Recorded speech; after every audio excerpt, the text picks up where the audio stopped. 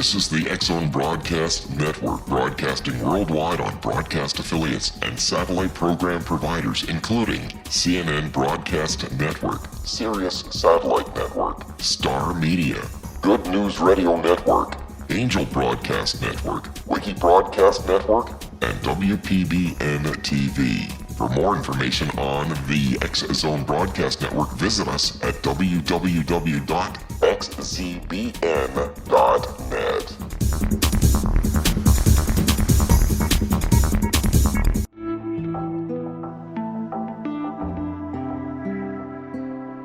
Take a step back in time and discover old Florida cuisine at Marsh Landing Restaurant in Fellsmere. Enjoy delicacies such as frog legs, gator tail, catfish, and swamp cabbage, or enjoy the more traditional cuisine like hand-cut Angus steaks, ribs, and seafood. Join us for breakfast with a southern flair featuring sweet potato pancakes, biscuits and gravy, and much more. Planning a party? Marsh Landing's private dining room can accommodate groups from 8 to 80 people.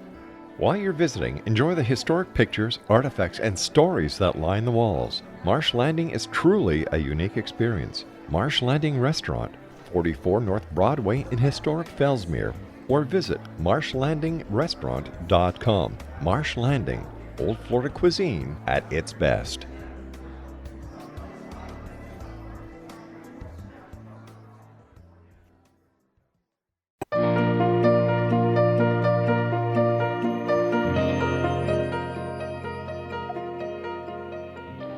Welcome back to the Ask Dr. Gibbs radio show at XZBN, X-Zone Radio from Toronto, Canada.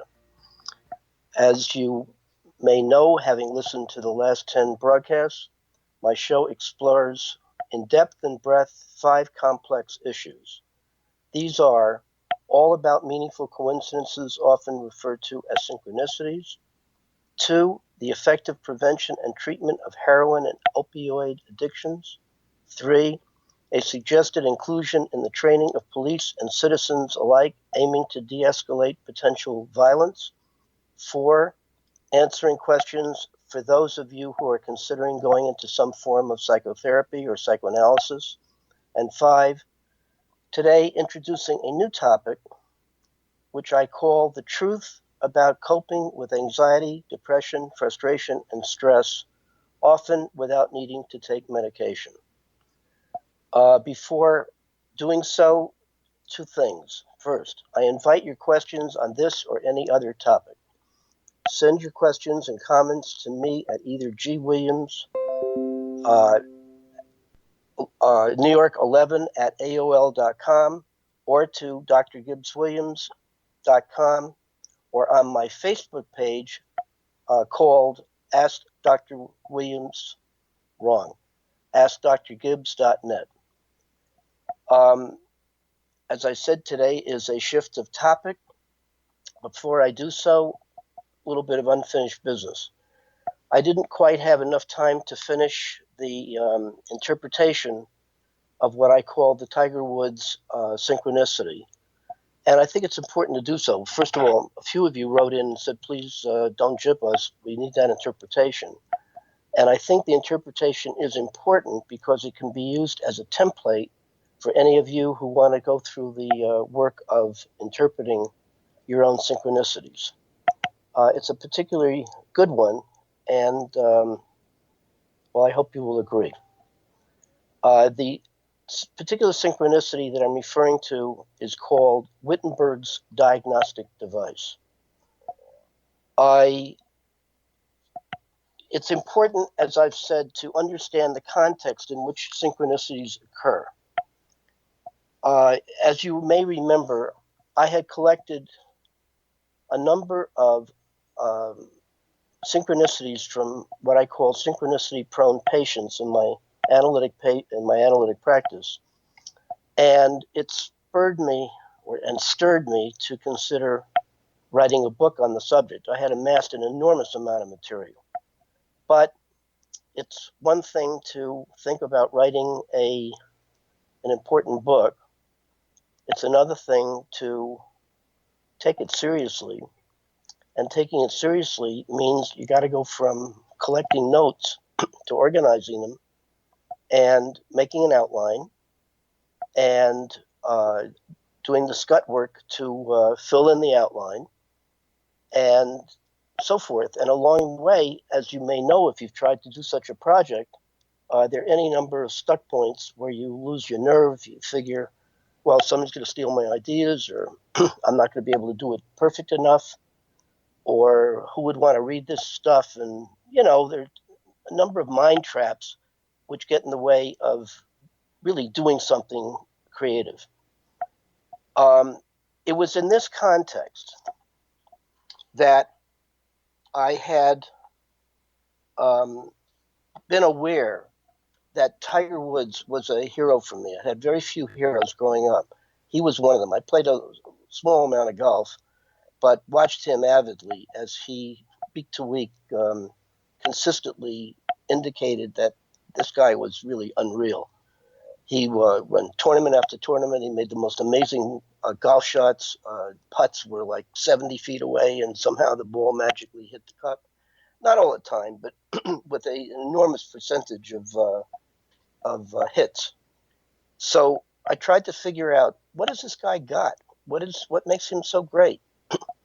One thing that I noticed was at 5, he had an incredibly close relationship with his father, who was his coach. His father took him out golfing and coached him, and obviously Tiger Woods had a great deal of talent, but he combined his talent with lots of practice, stick-to-itiveness, incredible competitive spirit to not just beat others, beat himself, always striving to go, above and beyond where he could do, and so forth. And these obviously are character traits that probably fit anybody who's trying to achieve something of importance. I like Spinoza's phrase, anything worth accomplishing is as difficult as it is rare. Now, I know in today's world, maybe it's always been in the world, people are always striving to have the good life. They want to do heroic things. They want to be known and for doing well. That's not going to make news. However, what you have to decide is, are you going to get magical guidance, or are you going to take responsibility for doing it yourself? My path is, you're stuck with your own final authority, and you got to learn how to persist in the face of struggle. So you have to dedicate yourself to struggling with struggle. We'll have to take a break and come back, and I'll give you the interpretation of the Tiger Woods synchronicity. This is the X-Zone Broadcast Network, broadcasting worldwide on broadcast affiliates and satellite program providers, including CNN Broadcast Network, Sirius Satellite Network, Star Media, Good News Radio Network, Angel Broadcast Network, Wiki Broadcast Network, and WPBN TV. For more information on the X-Zone Broadcast Network, visit us at www.xzbn.net.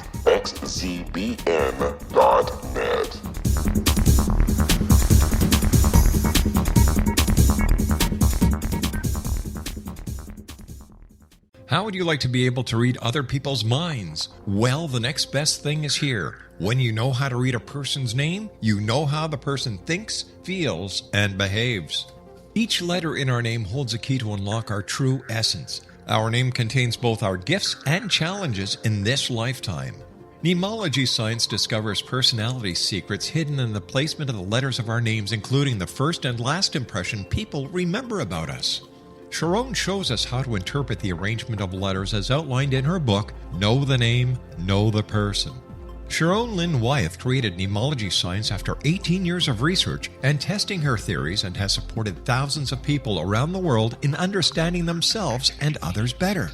You'll enjoy Sharon's unique teachings as she shares her system to learn the gifts behind your given birth name. Even if you don't like your birth name, there are jewels in this book. If you're thinking of changing your name, ready to name your child, or wanting to get along better with others, this is the book for you. If you'd like to improve your relationships and change your life for the better, get the book today, Know the Name, Know the Person, or visit www.knowthename.com. That's www.knowthename.com. Take a step back in time and discover old Florida cuisine at Marsh Landing Restaurant in Fellsmere, Florida. Enjoy delicacies such as frog legs, gator tail, catfish, and swamp cabbage, or enjoy the more traditional cuisine such as hand-cut Angus steaks, ribs, and seafood. Join us for breakfast with a southern flair featuring sweet potato pancakes, biscuits and gravy, and much more. Planning a party? Marsh Landing's private dining rooms can accommodate groups from 8 to 80 people. While you visit, enjoy the historic pictures, artifacts, and stories that line the walls. Marsh Landing is truly a unique experience. Marsh Landing Restaurant, 44 North Broadway in historic downtown Fellsmere, or visit marshlandingrestaurant.com. Marsh Landing, old Florida cuisine at its best.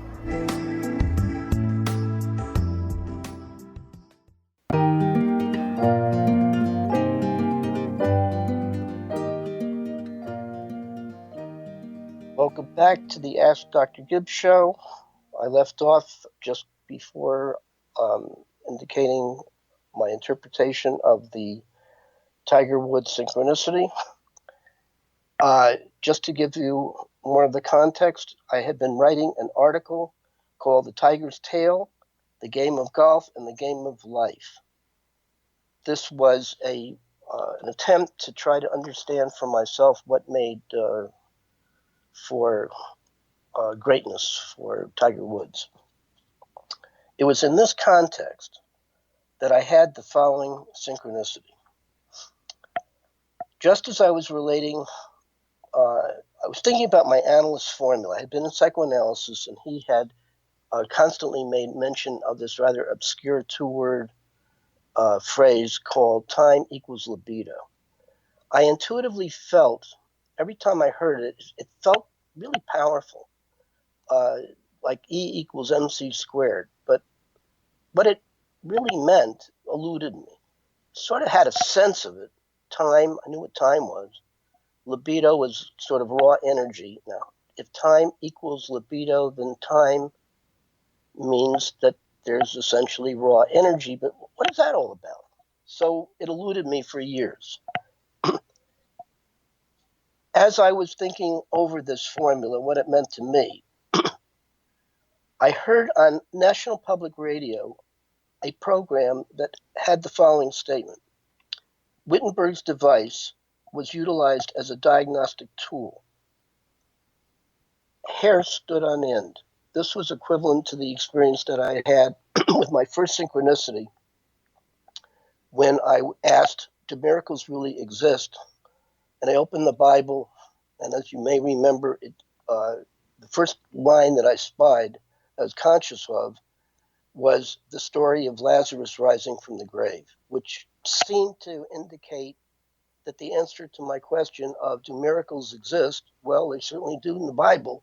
It certainly had to do with, if the Lazarus story was true, that's pretty miraculous. To my knowledge, most people do not rise from the dead. So you get the point. And that led ultimately to a 37-year journal, which was peppered with 19 major synchronicities, all of which, in my mind, were the equivalent of this, what I would say was a pretty big time synchronicity. Synchronicities differ with respect to weightiness. And I think it's up to the individual to determine for themselves how important these things are. To others, it may be meaningless. To the experiencer, it may be life-defining. In this connection, I'm sure when I mentioned the synchronicity of Wittenberg's device, most of you would say, what's he talking about? That's no big deal. Well, it was a very big deal for me because the name of my analyst, as I have said to you, was Wittenberg. So Wittenberg, there isn't any device that was important. It was Wittenberg's device.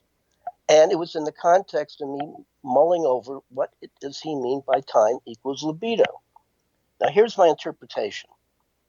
First, you take both sides, you spell out your synchronicity. And as you will remember, synchronicities are all different, but they have a common basis, a common structure.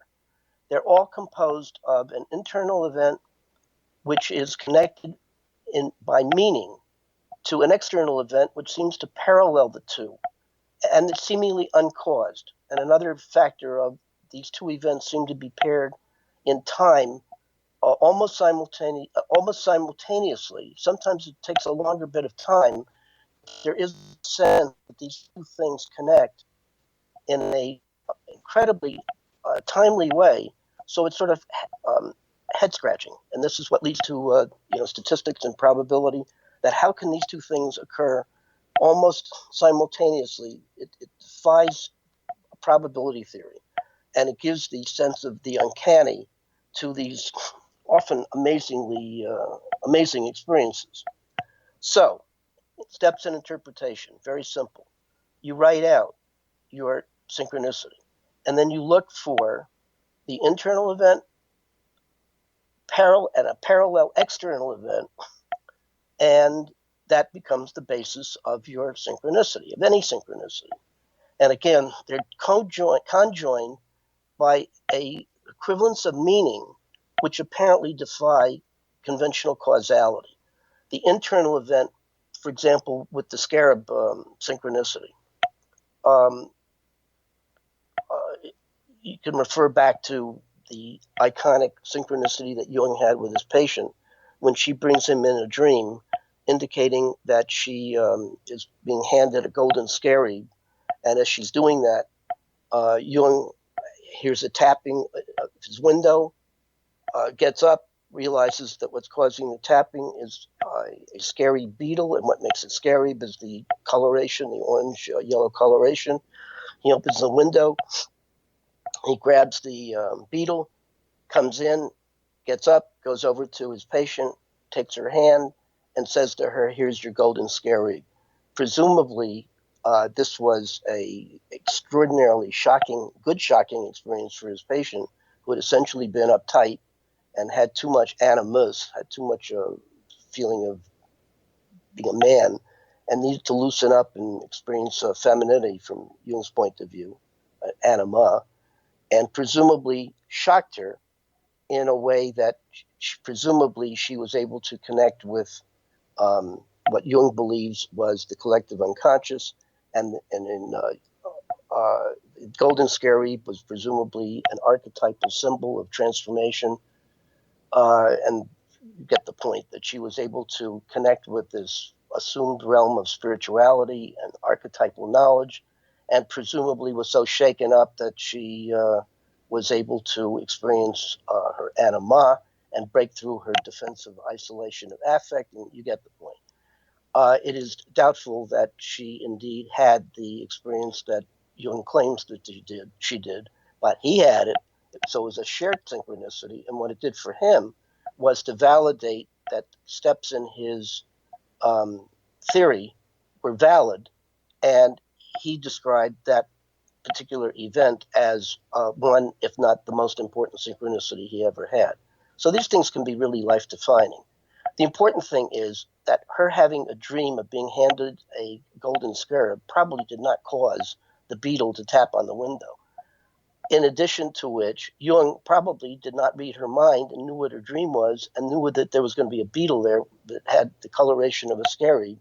So, in other words, the internal event probably did not cause the external, and Jung's knowledge did not affect her dream, and so on. So what Jung did was to throw out conventional causality as an explanation of the link between the internal event and the external event, and adopted what he referred to as an acausal principle. And that exists today, that Jung dominates the synchronicity field by about 92.5 or 92.10, so that it opens the way for master teachers and divine intervention and spiritual universe and magic and mysticism and so forth.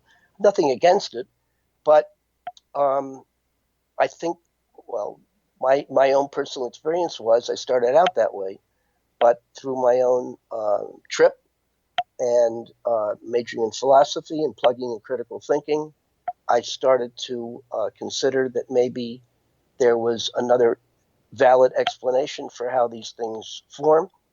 And that eventually led to questioning Jung's assumptions and me redefining terms like spirituality and causality and so on, and led to an intensive research of this very interesting topic over a period of 45 years. So at the time of the Wittenberg, the Tiger Woods synchronicity, I had amassed an enormous amount of material and wanted to write a book on this topic, feeling that I had had enough already, enough research, put it out. And it's an endless topic and time to stop. So it was in this context of enough already. I need some way to stop with the theorizing and write it out. In hearing that particular synchronicity, let me backtrack. So I took this on interpretation. So I took the both sides. So clearly, the synchronicity for me had to do with me mulling over at the time that I heard those words, Wittenberg's device. I had been actively mulling over what did Wittenberg mean by time equals libido. So Wittenberg, in effect, was on my mind, and what he said to me was important, which I was trying to understand and having difficulty doing such. And that was the external piece. The internal piece was I was actively mulling over him and what he was saying. So it seemed as if there was a resonance between inner and outer of vast importance. This event satisfies the definition of a synchronicity. The two halves are not causally related in the conventional sense of the term, but they're clearly linked together by an equivalence of meaning and simultaneity. Step 2, identifying the specific context in which the synchronicity is embedded. These contexts are the current surface practical concern of the experiencer, 2, the current psychological issue, and 3, the historical psychological issue.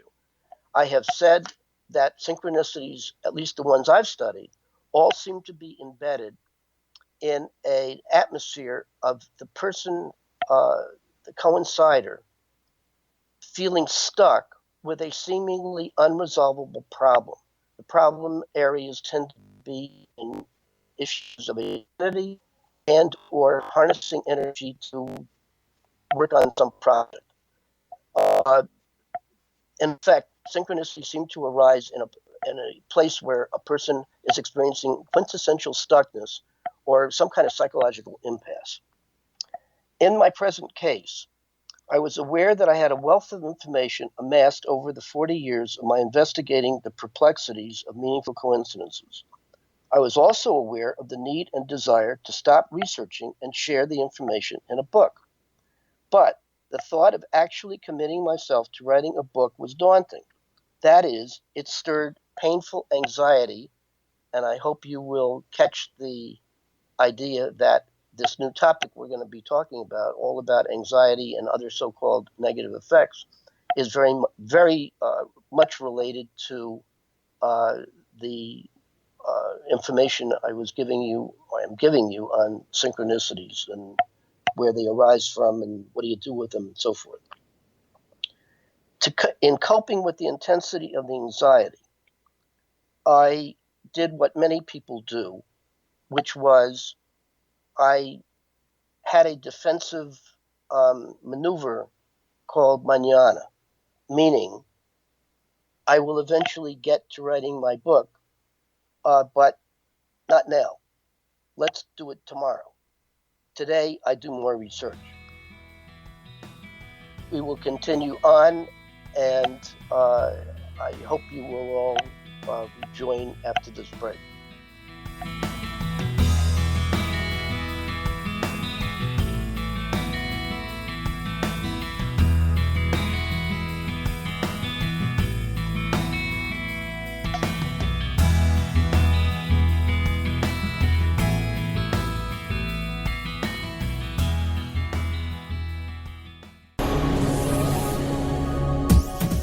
This is the X-Zone Broadcast Network, broadcasting worldwide on broadcast affiliates and satellite program providers, including CNN Broadcast Network, Sirius Satellite Network, Star Media, Good News Radio Network, Angel Broadcast Network, Wiki Broadcast Network, and WPBN TV. For more information on the X-Zone Broadcast Network, visit us at www.xzbn.net.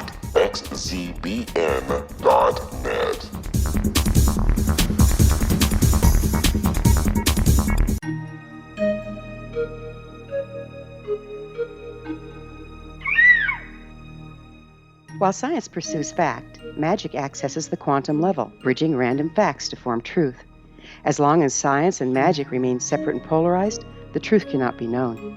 I'm Gwilda Wiyaka. Join me on the Science of Magic radio program, dedicated to unification and evolution of consciousness.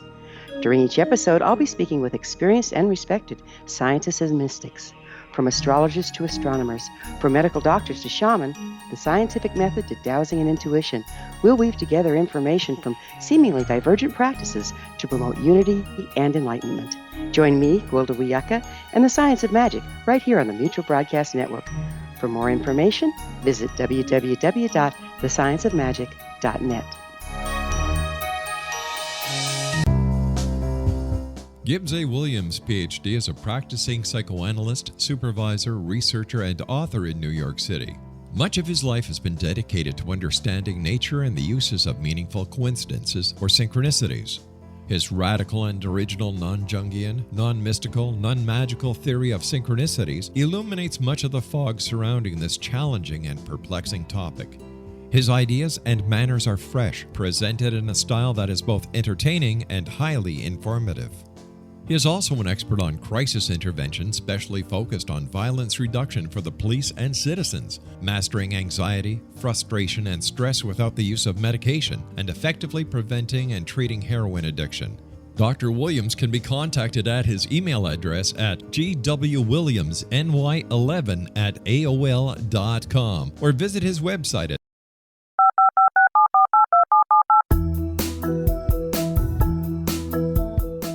Did you know that when you're on the road with limited data or Wi-Fi, you can still listen to the X-Zone Radio Show with Rob McConnell, The Science of Magic with Gwilda Wiyaka, X-1, Dimension X, Space Patrol, and every minute of the X-Zone Broadcast Network by calling 213-401-0080, courtesy of Audio Now.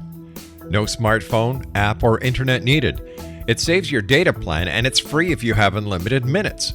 Call 213-401-0080 to listen on any phone, anytime, anywhere. Remember 213-401-0080 for the best of the paranormal, parapsychology, and sci-fi radio programming anywhere, 24/7, 365.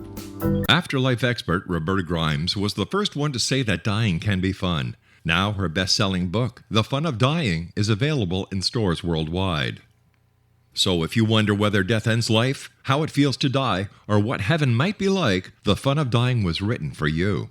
And if you have always been afraid of death, or if you worry that your life has no meaning, let The Fun of Dying ease your fears and bring new meaning to your life. Nothing said in The Fun of Dying is based on the teachings of any religion. Instead, Roberta draws on evidence to explain how death happens, how it feels, and what comes next. A lot of the best death-related evidence was produced in the first half of the 20th century. When it is put together with recent discoveries, it tells a consistent and amazing story. Roberta Grimes blogs and answers questions at robertagrimes.com.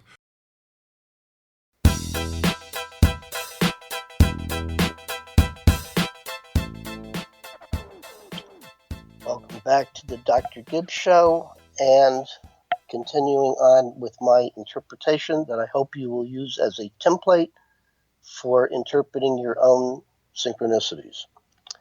My mind was aware that I was fudging as tomorrow stretched into another tomorrow, and that tomorrow stretched into yet another tomorrow. In the background of my rationalization, I heard the voice of my deceased analyst saying his often repeated cryptic phrase to me, time equals libido. Whereas the few short words sounded profound to me. At that moment, I kept feeling that something was elusive. I just couldn't get my hands around it. This started a run of free associations. A free association is taking wherever you are, let's say you're stuck with something, something's elusive, you can't get your hands around. A free association is simply starting out at that point and just letting your mind drift and let it go to wherever it's going. And it's like just free drawing, just being totally spontaneous and taking note of the free associations that will follow, inevitably follow. A number of questions came to mind in my watching what those free associations were. I asked myself, what was my anxiety all about that I was obviously trying to avoid? Wasn't it obvious that I would never begin to write the book if I didn't figure out what my anxiety was about and face it head on? In the midst of mulling these questions, I had a strong feeling of missing my dead analyst. I loved seeing him and being with him. I often hated the material that I brought in, but I loved, for the most part, dialoguing with him. Ulysses by James Joyce came to mind, with me identifying with the hero Stephen Dedalus, searching for his spiritual father, Bloom. There was no question my analyst was my spiritual father. I also thought back to my real father, who was not very fatherly. He put me down all the time and undercut my assets by saying such things as "you think too much." It was only recently that I'd begun to understand that he was competing with me and was afraid I would steal his thunder. At the same time, I realized that my analyst, my spiritual father, was forever encouraging me to take my ideas about synchronicities seriously. He offered to read my journal that was filled with information and my research and so forth, largely about the nature of synchronicities, but I was too frightened to give it to him, so he never really saw it. But I know that if he had, he would have been approving. As these and other associations came to mind, I was once again aware of the three-word formula in the synchronicity, time equals libido. However, now I began to finally realize the significance of this formula for me, that there is in fact no time in the sense of clock time. The time is an illusion. There's only raw energy, libido, some of which is in my own unique amount. Further, I have the power to choose, and so do you, how much and in what direction to channel and direct this available free energy. Therefore, I could choose to direct it towards writing a book about my ideas and observations concerning the nature and uses of synchronicities, or not. I can start one this very minute, or never start it at all. The choice is strictly up to me, as it is strictly up to you. With the awareness crystal clear in my consciousness, I understood the meaning of my synchronicity. I need no permission from my father or anybody else to begin to write my book on synchronicities. And although I appreciated my analyst's unflagging support and encouragement to take myself and my ideas seriously, I realized that my job is for me to be my own good father and give myself permission to write my book if that is what I really want to do. Or forget the whole thing. It really doesn't matter. It's all up to me, meaning I am my own final authority. Mulling over my thoughts and feelings in this way led to the realization that I have no obligation to either please or fear displeasing various father figures. I first need to please myself and let the chips fall. I realized my libido was itching to start my book. So I made a choice, and I said, let's get with it. The time was now. I heard the message that was frequently delivered from my analyst, time equals libido, and that I had the final responsibility to understand what the words meant for me and make a choice. Get off the dime. Step 3. If my theory was right, then the synchronicity indicated that I had already found an adequate creative solution to free me from my blockage. In this case, the solution was to simply assume the responsibility of making a clear choice to either write or not to write the fantasized book on synchronicities and stop the infernal obsessing. Step 4. If it is accurate that a synchronicity is a marker of significant psychological change, which I believe it is, then concrete evidence of that fact should be obvious in relatively short order. In my case, I heard the suggestion of my wife that I should seriously consider writing the book I had for years talked about, but never got around to starting, meaning the book on synchronicities. Hearing her, and I guess taking my own self seriously, and putting it all together and realizing it's my choice. But if I'm ever going to write the damn book, I better make a decision to write it and start it. Within a number of days, I wrote a proposal, sent it to a number of publishers, and secured a contract to write this book in a relatively small amount of time. I recollected that I had entered my analysis a slave to linear time. I refused to wear a watch. I hated it. I came to appreciate in the session that at least I could breathe free, transcending space and time, allowing, if I so desire, to just be. Part of the benefits of allowing myself to have that experience enabled me to make a genuine connection with tradition, a concept I had all but completely rejected.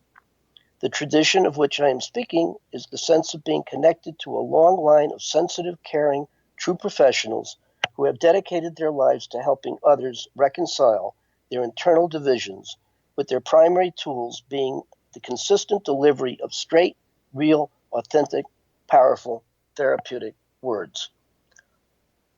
I wrote the book. If anybody is interested, go to Amazon, plug in Gibbs Williams. The name of the book is Demystifying Meaningful Coincidences, in brackets, Synchronicities. A second part is The Evolving Self, the Personal Unconscious, and the Creative Process. I indicated that 90% of those who are interested in understanding and utilizing synchronicities tend to be Jungians or derivative of adjuncts to Jung, which is probably about 90%. I'm obviously in the 10% that have a different take. It is important that I do not take the position of I have the definitive answer. These things are really extraordinarily complex, but I do believe I have a viable alternative, and I hope I can convince anybody who's interested in these things to have an open mind and just put to utilize the method of interpretation, which is like interpreting a waking dream. Try it out for yourself. Use the Jungian interpretation, which you can find in my book, or just plug in Google Jung's interpretation of synchronicities, and try that. And then if you want to, try mine and see what works. I like William James on the subject, who said, ideas are a dime a dozen. It's the cash value of the idea that counts. So you want to see if, how much it illuminates for you and what you can do with it. And then let the pudding be, let the taste be of the pudding be the ultimate criteria for what works for you. Everything works. The question is what works best. You will also see if you're going to pick a therapist and get into some form of psychotherapy. There are presumably 365 different systems of psychoanalysis or psychoanalytic psychotherapy. They all work for somebody. The question that you have to decide is what works best for you. In order to know what works best, you have to have a reasonably good idea of who are you, what are your values, what are your basic assumptions about reality, what do you want to change, how much are you prepared to dedicate yourself to struggling with struggle, and the likes. In that connection, then, finally, some of you may breathe a sigh of relief on getting off this topic and moving to a shift of topic, which is, as I said, the truth about coping with anxiety, depression, frustration, and stress, in most cases without the use of drugs. In looking at how did I move to this particular topic, I was pleased to see that unconsciously there's a really intimate connection. I have indicated, I guess, numerous times that from my research, synchronicities all begin in a atmosphere of the coincider feeling quintessentially stuck. It's a kind of being in a crossroads on your trip of life. Let's say you're moving along, going in some direction, and you hit one of those circles where you have 8 pathways, and you're sort of flooded with, well, which way am I going to go? And if you haven't made a full decision to go in this particular direction, you can be psychologically overloaded. You can be hamstrung. Well, where do I go? And how do I know this choice is better than that choice? And if I go, let's say, make a mistake, can I double back and start over again? And where am I going to start? And so on. In a way, life is filled with choices every day of our lives. And a lot of these choices are problematic. And it seems to me that the good life, to some extent, has to do with learning how to be a really good problem solver. Now, that's absolutely bound up with my theory of synchronicities, that if they start in an atmosphere of experiencing yourself stuck with a seemingly unsolvable answer, then that's what's going to kick off eventually having a synchronicity. Well, how does it kick it off? From my vantage point, the key to understanding synchronicities is first starts with your particular attitude towards the impasse, the stuck point. In order for, from my vantage point, for a synchronicity to be discovered, maybe created, or both, your attitude towards the stuckness has to be one of accepting inevitable struggle with struggle, meaning even if it looks like there is no answer, you keep persisting, you keep asking questions, you keep searching for an answer, which I believe is in the form of a psychological scavenger hunt where you're looking for clues, as if clues are like pieces of a jigsaw puzzle. And when you find enough of these clues and you fill in the boundary of the puzzle, it eventually results in a pattern, which takes the form of a synchronicity. And since the synchronicity is coded, you have to interpret it and decode it. And that's what my book is all about, steps in decoding and so forth. That's fine. Question: what if your attitude to the stuckness is negative and you really continue to be stuck? We will continue in that vein as soon as we come back from the next break.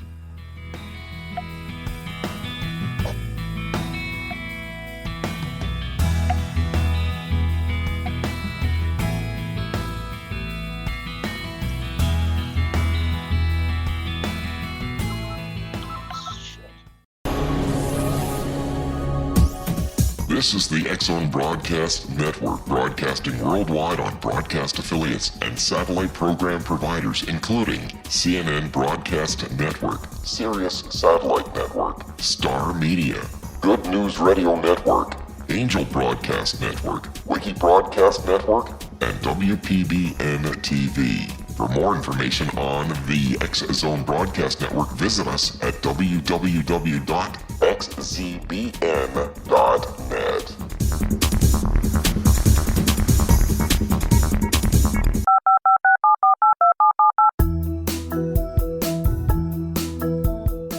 Did you know that when you're on the road with limited data or Wi-Fi, you can still listen to the X-Zone Radio Show with Rob McConnell, The Science of Magic with Gwilda Wiyaka, X-1, Dimension X, Space Patrol, and every minute of the X-Zone Broadcast Network by calling 213-401-0080, courtesy of Audio Now. No smartphone, app, or internet needed. It saves your data plan and it's free if you have unlimited minutes. Call 213-401-0080 to listen on any phone, anytime, anywhere. Remember 213-401-0080 for the best of the paranormal, parapsychology, and sci-fi radio programming anywhere, 24/7, 365.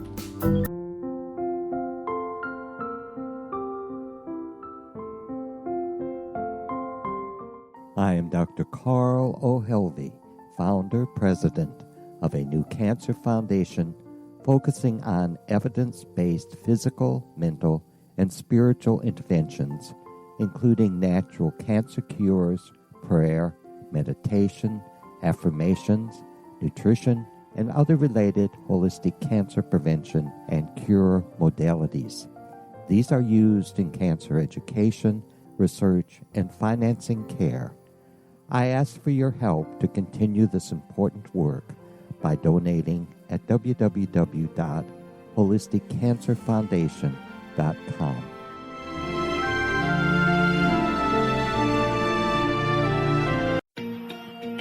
Wouldn't you love to know the secret to everything? Well then, meet Dr. Kimberly McGeorge and her cutting-edge breakthrough knowledge that combines science with possibility. Dr. Kimberly brings real-life answers and healing to those open to alternative solutions. She teaches solution-based programs and classes that will change all areas of your life forever. Specializing in conscious creation, intuitive readings, and energy medicine, you can rapidly shift health, relationships, business, and money and abundance challenges quickly. Receive her best-selling book, Secret to Everything, at no cost by going to secrettoeverything.com/X-Zone. That's right, transformation can start now. Just go to secrettoeverything.com/X-Zone and receive Dr. Kimberly's book for free.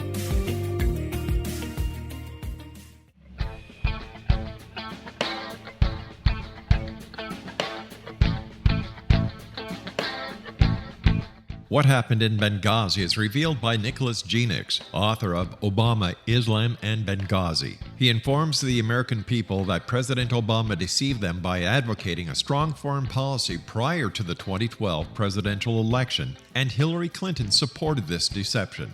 As the title infers, there is a connection between Obama, Islam, and Benghazi.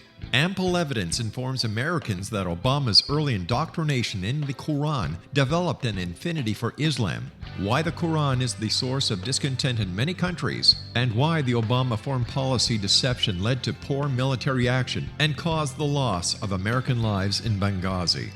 Genix provides 36 questions for the Select Committee on Benghazi to validate if Americans are justified to mistrust President Obama and Hillary Clinton. An overview of Obama, Islam, and Benghazi is presented on the website www.futureofgodamen.com. That's www.futureofgodamen.com. You're listening to the X-Zone Broadcast Network, www.xzbn.net.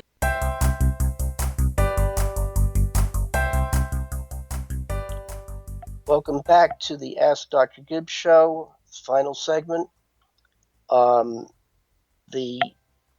I was saying, the subject matter of these broadcasts for the next few will be to identify the nature of being stuck, what forms it takes, how best to cope with it, and hopefully you'll be able to apply this information to yourself. I hope you will please let me know if this is helpful to you. I think it may be. And if so, please tell your friends and family and loved ones and even your enemies to tune in. I am intimately familiar with the issue of being quintessentially stuck and being stuck with being stuck, which I guess most people experience as being blocked and overwhelmed, and you know what I'm speaking about. I have an intimate connection with them, which I will detail in a few minutes. However, before we begin, I'd like all of you to take note of the following questions. And if you have a chance at the end of this broadcast or whenever, please do the suggested exercise. I think it'll make whatever I have to say personally live for you. First of all, get a number of sheets of paper, 3 or 4, 8 by 10 blank sheets. On one of them, I want you to generate a list of all the feelings you can think of that randomly come to mind. So among them might be the list that we will be talking about: frustration, stress, anxiety, fear, stuck, and so on. You may have a list of 50, 60, 70, many feelings. Just put them down randomly. Then put that sheet away, and on another sheet, I want you to draw a vertical line down the middle of it, top to bottom.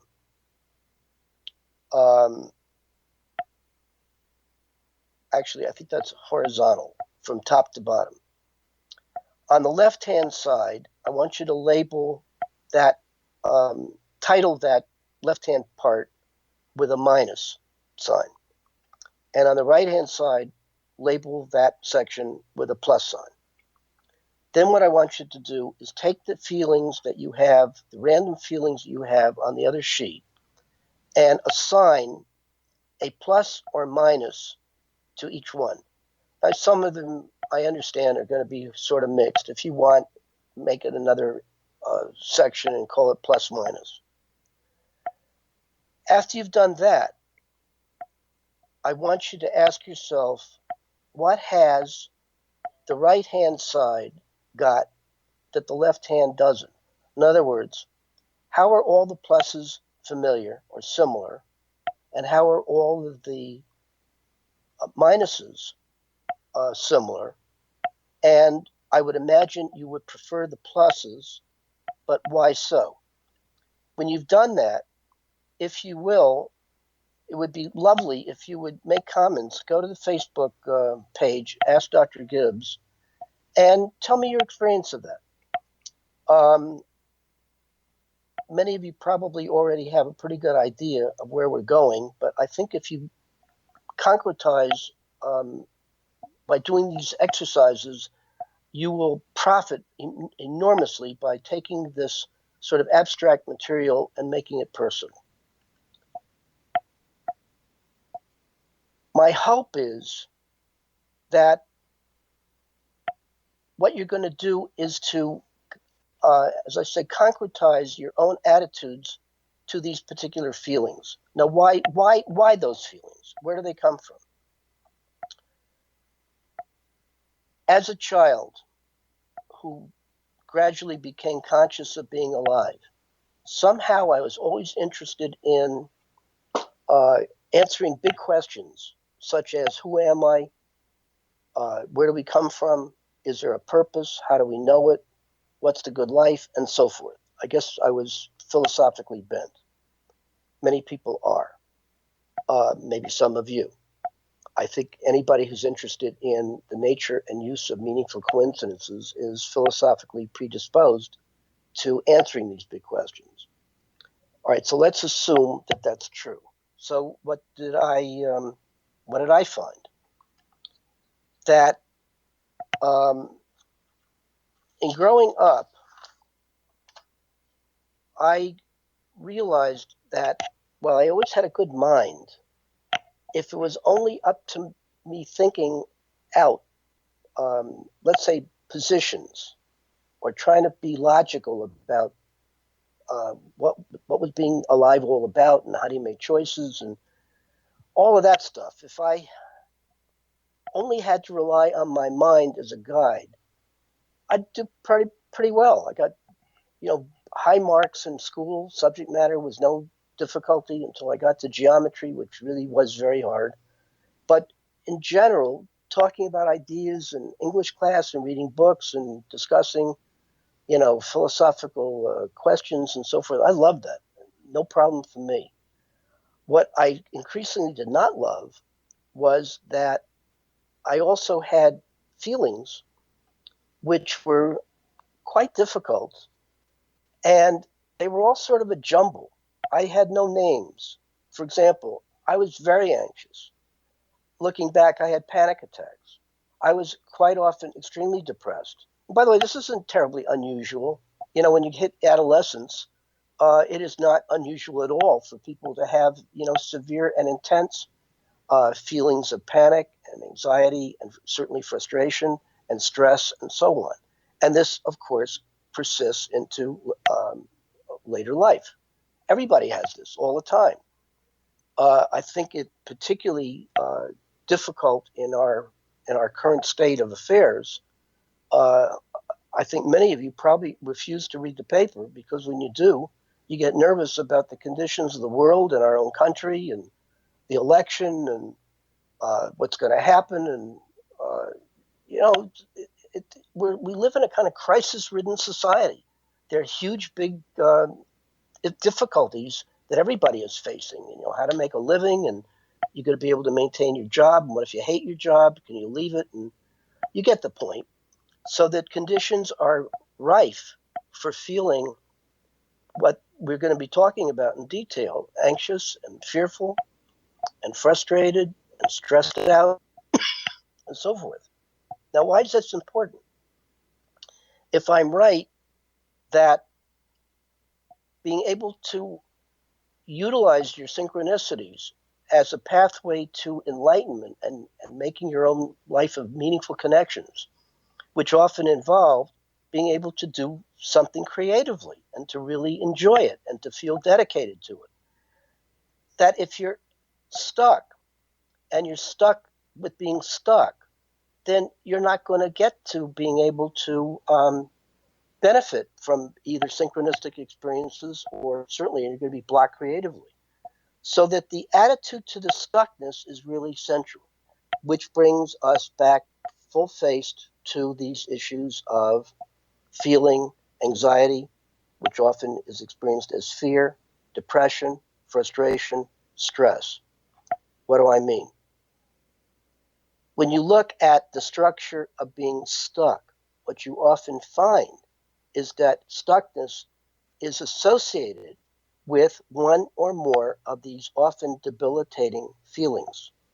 So that, if that's true, and I think it is, that your attitude to this being stuck is very crucial with respect to whether or not you're going to be able to make a felt connection with your own creative process.